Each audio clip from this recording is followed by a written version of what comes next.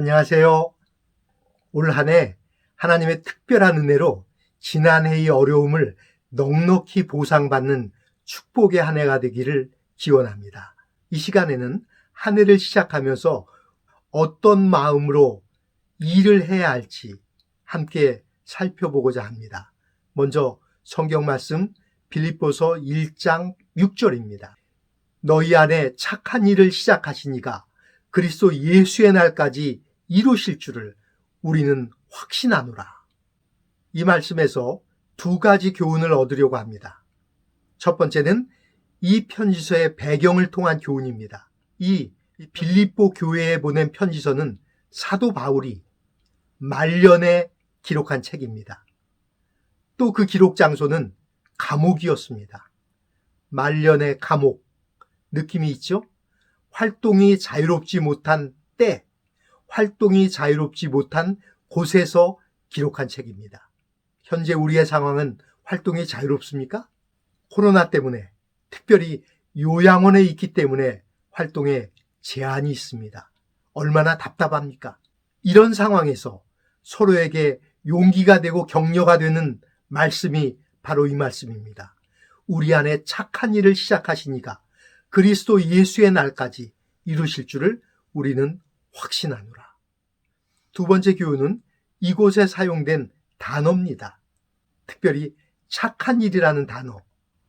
이 단어는 단순히 아이들을 타이르면서 착해야 돼 그 이상의 의미를 갖고 있습니다. 착한이라는 헬라어 단어는 아가톤인데 성경에 한 5가지 정도로 사용이 되었습니다. 첫 번째는 선한 일, 좋은 일, 착한 일입니다. 두 번째는 필요한 일, 유용한 일입니다. 세 번째, 즐거운 일, 행복한 일. 네 번째, 뛰어난 일, 특별한 일. 다섯 번째, 옳은 일, 존경받을 만한 일입니다. 내가 새해 계획 세운 일이 다른 사람에게나 하나님께 선하고 유용하고 옳은 일인가 생각해 볼 필요가 있습니다. 동시에 내가 요양원에서 어르신들을 모시는 일이 그런 일일까? 선한 일? 맞죠? 필요한 일? 그것도 맞습니다. 특별한 일? 아무나 못하니까 그것도 맞는 말입니다. 그러면 존경받을 만한 일입니까?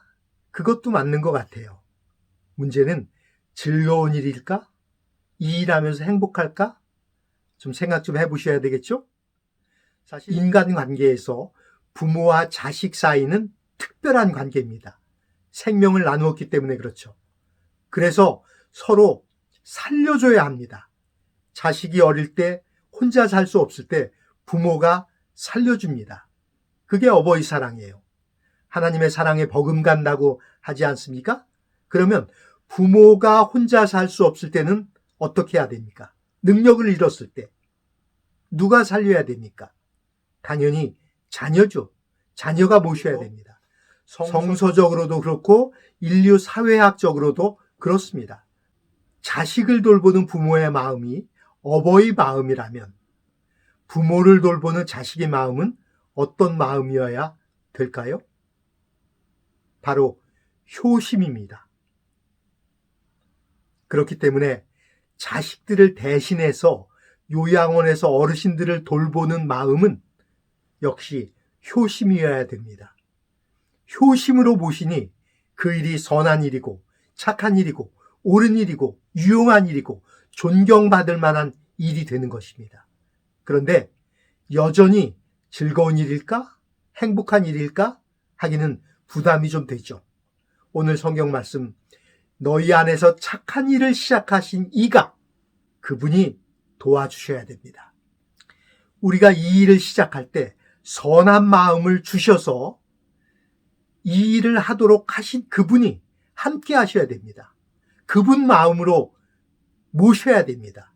그 마음이 어떤 마음입니까? 바로 같은 책 빌립보서 2장입니다. 2장 5절 너희 안에 이 마음을 품으라.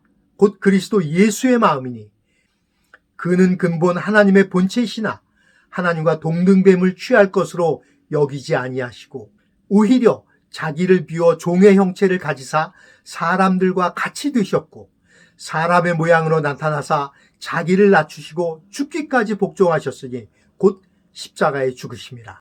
예수님의 마음을 품고 이 일을 하는 것입니다. 그분은 근본 하나님과 본체이셨습니다. 그러나 그 대단한 권리를 포기하고 스스로 종이 되십니다. 인간은 각자 주장할 수 있는 권리가 있어요. 그런데 그것을 포기하고 스스로 종이 되신 것입니다. 종의 마음으로 제자들의 발을 씻어주는 그런 마음으로 일하는 것이 그리스도의 마음으로 일하는 것입니다. 그것도 안 되면 십자가 생각하면서 일하는 것입니다. 그럴 때 비로소 그 일의 의미가 완성이 됩니다. 선한 일, 유용한 일, 옳은 일, 존경받을 일에 더해서 즐거운 일이 될 수 있단 말입니다.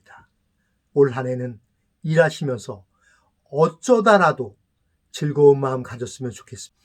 그 어쩌다가 자주 반복되면서 조금씩 예수님의 마음을 품을 수 있게 되기를 바랍니다. 오늘도 우리 안에 착한 일을 시작하신 그분의 마음을 닮아가는 우리 모두를 응원합니다. 기도하겠습니다.